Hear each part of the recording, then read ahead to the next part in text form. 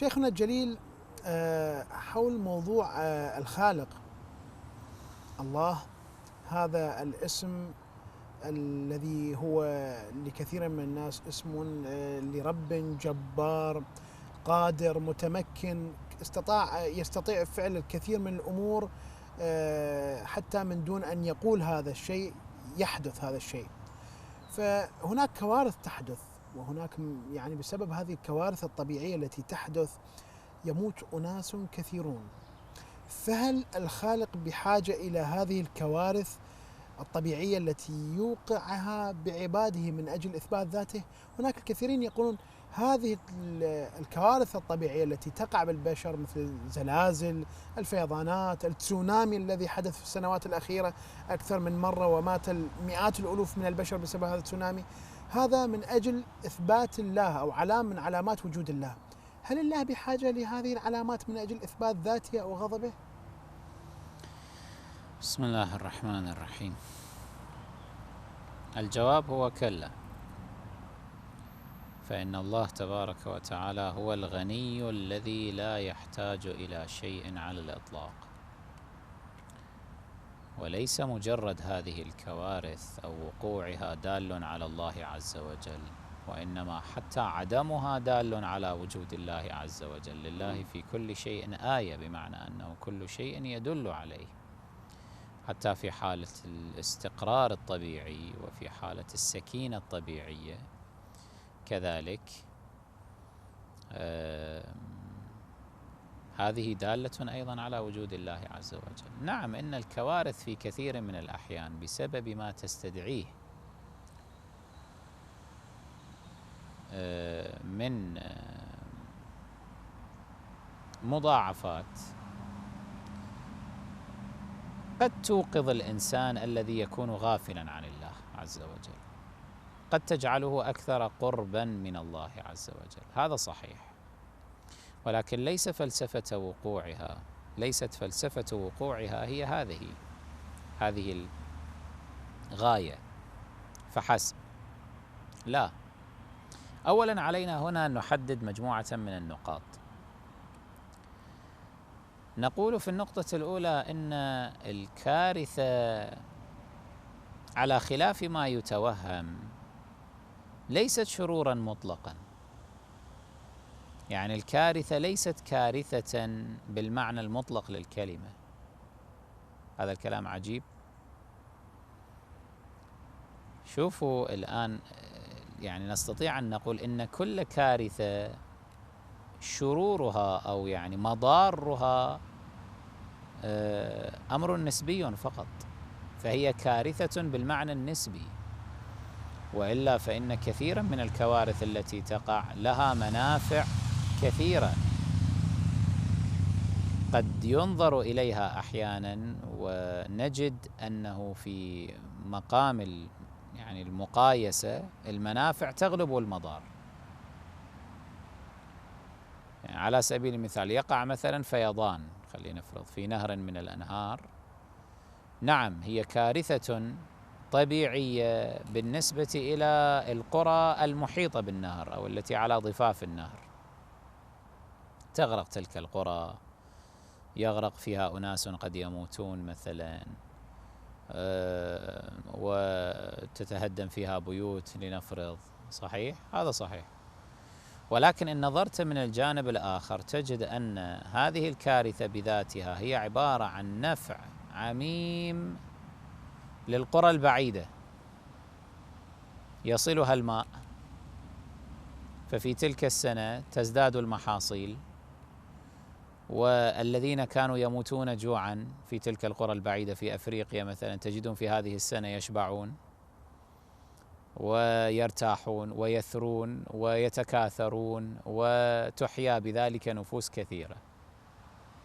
يعني هذا الماء نفسه الذي يفيض هو كارثة للقريب لكنه نفع للبعيد، على قاعدة مصائب قوم عند قوم فوائد. فإذا ليس يجدر بنا أن ننظر إلى مثل هذه الحوادث الطبيعية بمنظار أناني، يعني إحنا مشكلتنا البشر تعرف شنو؟ دائما ننظر للأمور بمنظار أناني، عندنا هذه الأنانية المفرطة. يعني ممكن بسبب كارثة طبيعية قد وقعت مما يسمى كارثة، تكون كارثة في حق 1000 من البشر، لكنها في المقابل 50,000 إنسان تحييهم أو تنفعهم. فحين نقايس تكون الكارثة هذه كارثة أم تكون نفعا وبركة من جهة أخرى؟ فإذا كل ما يقع الآن لو تأملنا جيدا في كل البراكين، الزلازل، الفيضانات، التسونامي، غير التسونامي، كل شيء الذي يمكن أن يعد مما يصطلح عليه أنه كارثة طبيعية، إن تأملنا ودققنا جيدا وجدنا أن لهذه الحوادث الواقعة نفع عظيم من جوانب أخرى. أساسا هذه الآن البيئة التي نحن نعيش فيها والتي هي مهيئة تماما للحياة، هذه البيئة ما كانت لتتكون لولا مثل هذه التي تسمى كوارث، لأنه هذه التي تسمى كوارث هي جزء طبيعي من السنن الطبيعية التي تجري على هذا الكوكب وتجري في هذا الكون.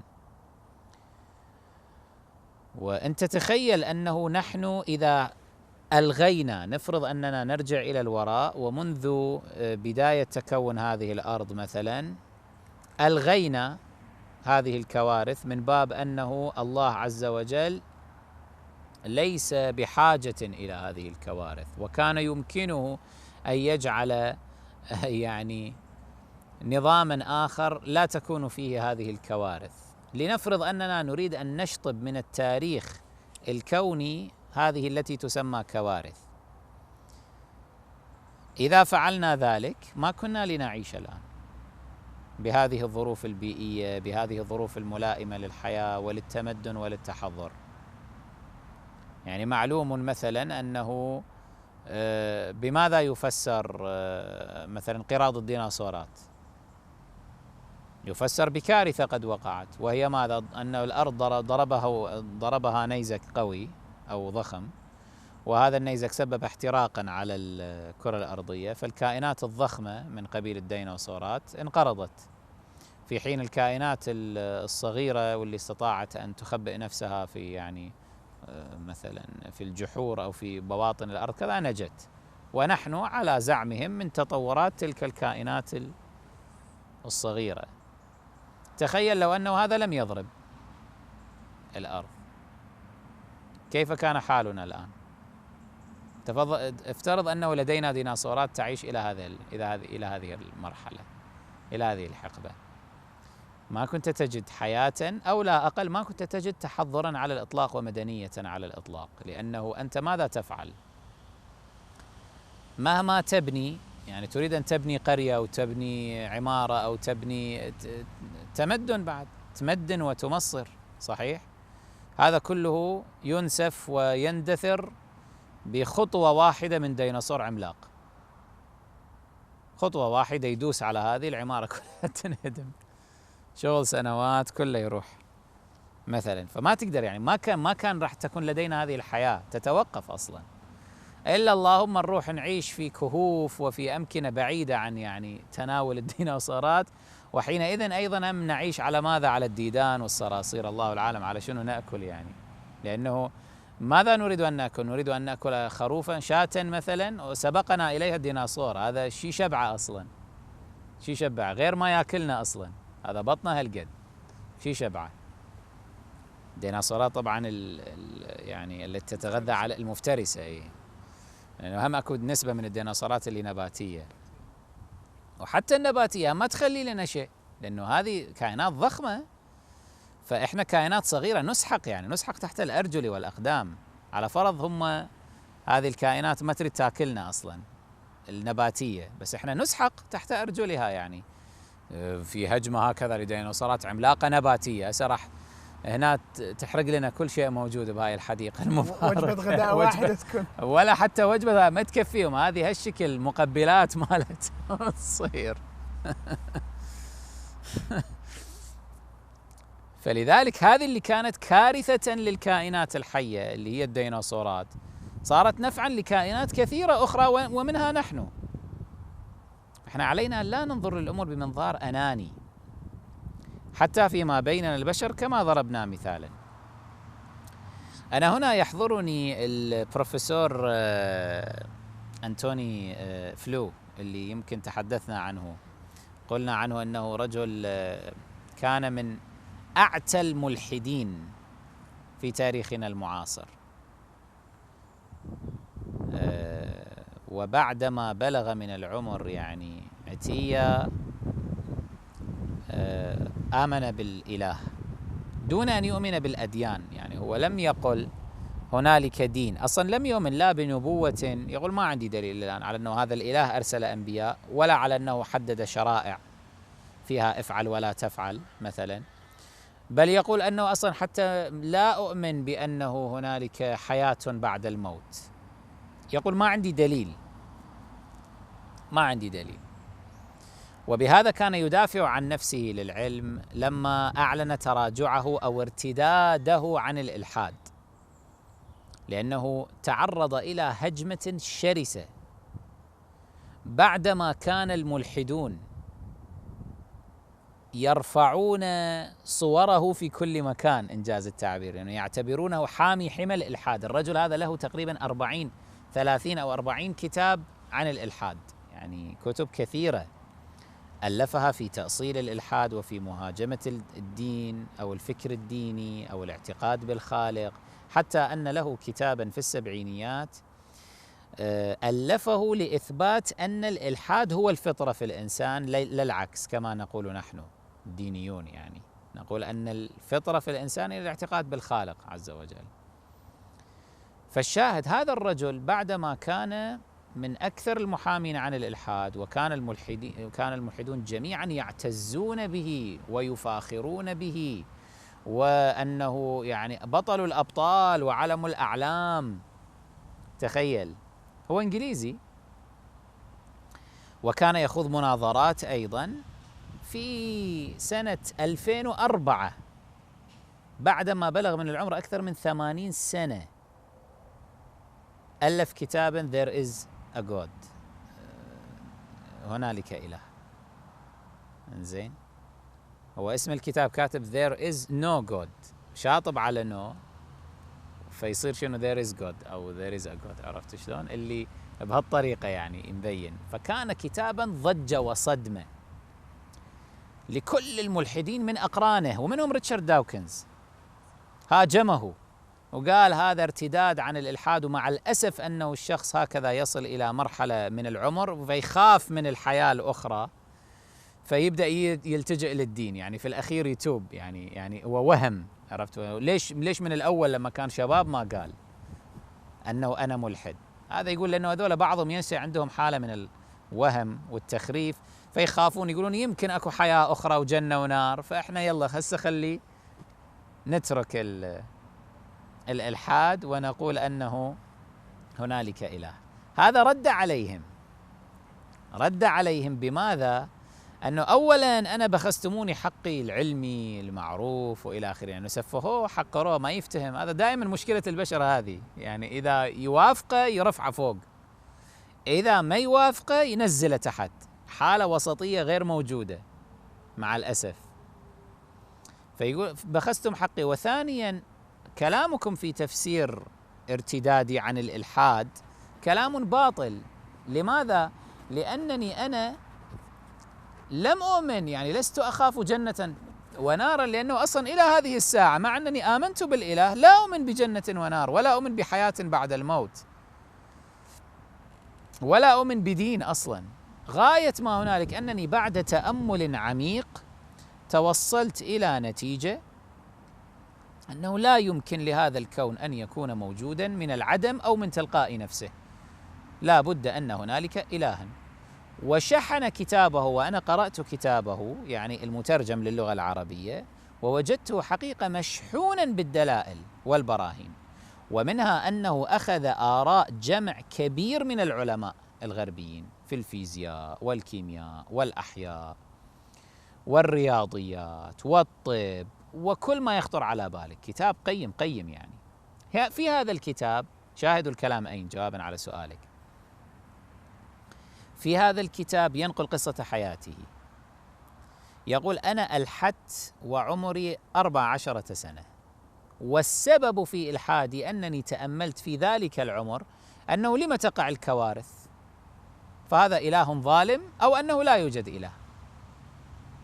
فقلت بالثاني، لأنه لا ينقدح في عقلي أنه يكون هنالك إله ظالم. يقول: هذا هو يعني بدء مسيرة الإلحاد في حياتي، فتعمقت في ذلك أكثر فأكثر. لما هذا الإله يعذب الناس بهذه الكوارث؟ إن قلت إنهم عصاة، ما ذنب مثلا الأطفال الذين يذهبون وهم أبرياء، يقع زلزال وطفل رضيع يموت بسببه، هذا ما ذنبه مثلا؟ فيقول: هذه الأمور حيرتني، لكن الآن بعد هذا العمر وبعد هذا التعمق وبعد هذا الرشد والنضوج توصلت إلى الحقائق. من بين الأمور التي يذكرها يقول: أولا أصلا إحنا إذا ألغينا الكوارث من تاريخنا الحياة تنهدم. هذه هي سنة الكون، سنة الحياة. ولا يقال حينئذ هل الله قادر، لأنه هاي الشبهة يطرح الملحدين، يطرحون أنه يقولون: هل الله قادر على أن يخلق حياة بقوانين أخرى لا تسبب مثل هذه الكوارث؟ طبعا هذا على وشك سؤال. أحسنتم، هو قادر ولكنه لم يفعل، لأن الحكمة والمصلحة في هذا القانون، المصلحة في وقوع هذه الكوارث. كما قلنا ليس علينا أن نكون أنانيين، علينا أن لا نكون أنانيين أو ننظر بعين عوراء. هذه الكوارث نفع من جهات أخرى. هذه الكوارث اقرأ في التاريخ البشري كله، لولاها لما تقدم البشر. الكوارث هذه هي التي دفعت البشر للتمدن وللعمران وللتحضر. الكوارث هذه علمت البشر أن يتراصوا صفوفهم، وثقت العلاقات فيما بينهم. الكوارث هذه جعلت لهم فلسفة في الحياة، جعلتهم ينظرون إلى آفاق أبعد، ما جعلتهم كالحيوانات والبهائم. يعني على سبيل المثال هناك دول متحاربة ومتعادية، يحصل زلزال في إحداها فتأتي الدولة المحاربة الأخرى تساعد الدولة. يعني هذا أبسط مثال. هذا يعني يصير كثيرا ما يصير. لا أقل من أنه تنضج هذه الكوارث المسيرة البشرية، ولها نفع من جهات أخرى بيئية تنفع. جزر الآن، الجزر كثير من الجزر التي يعيش عليها البشر إنما هي نشأت من الكوارث الطبيعية، من براكين وزلازل وتغيرات جيولوجية التي صاحبتها كوارث بالنسبة لبعض البشر، لكنها من جهة أخرى خلقت لك جزرا يعيش عليها بشر وهم مرتاحين ومرفهين على سبيل المثال. وغير ذلك أمور كثيرة. أصلا هذه الكوارث كما قلنا هي جزء من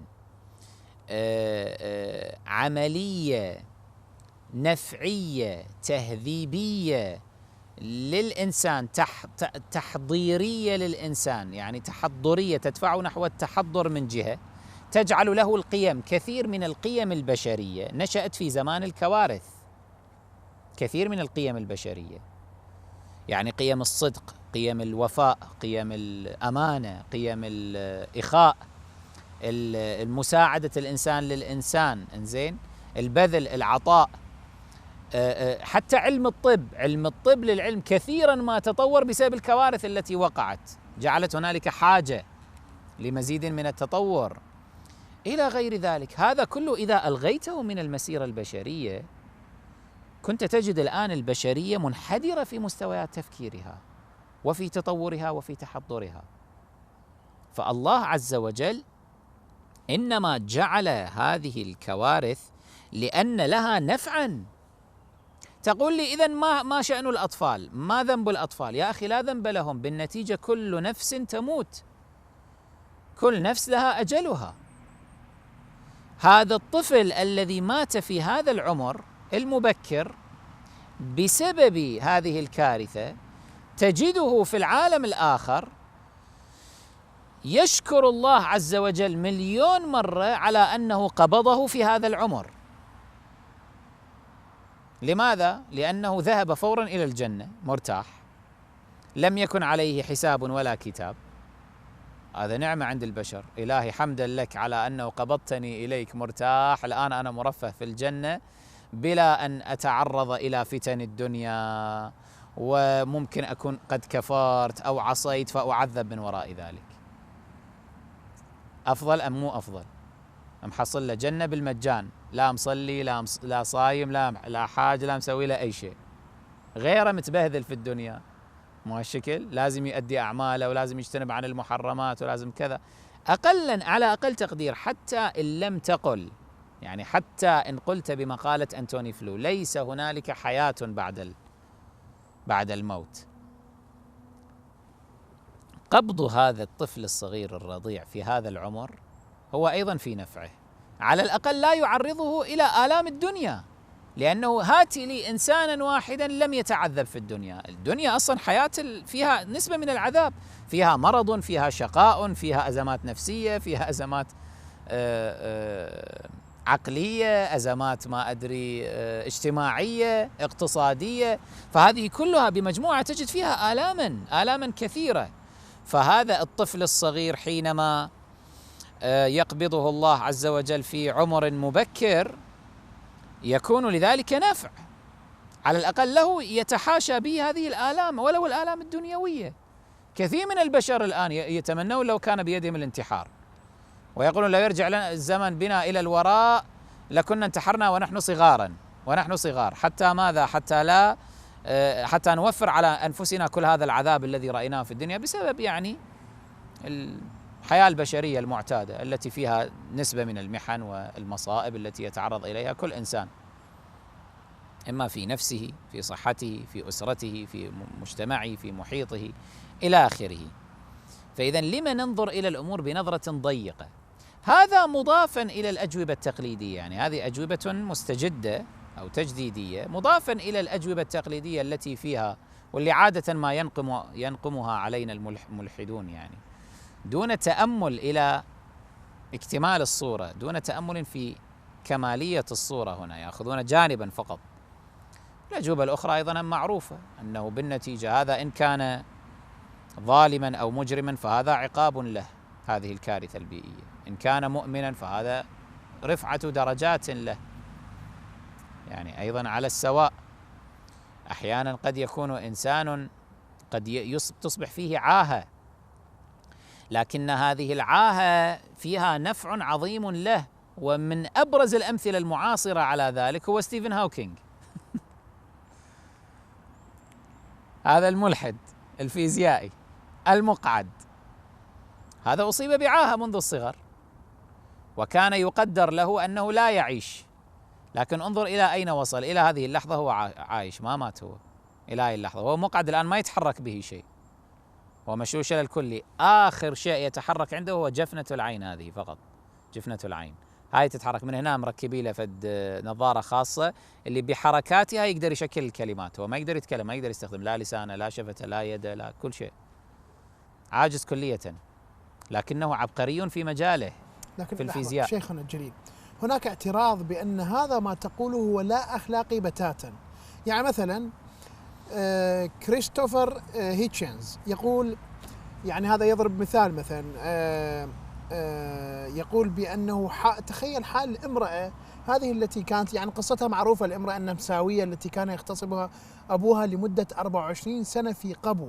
يقول هذه كانت لمدة 24 سنة يعني في هذا القبو تدعو الله وتطلب منه النجاة، بعد 24 سنة نجت. يقول وأنه أنت تقول أنت كديني تقول لا بأس أنها مرت بكل هذا لأنها ستحصل على صفقة أفضل في حياة أخرى. لابد أن أجيب إذا كنت جادا معنويا أو أخلاقيا وتفترض مثل هذا الجواب بأن هذا يجب أن يحدث، والسماء كانت تشاهد بلا مبالاة لأنها تعرف أن الجزاء سيتم تسويته في وقت لاحق، لذلك تستحق ما مرت به، سوف تلقى وقت أفضل في المرة القادمة. يقول هو أنا لا أعرف كيف تنظر لأحد وتقول شيء قبيح ولا أخلاقي مثل هذا.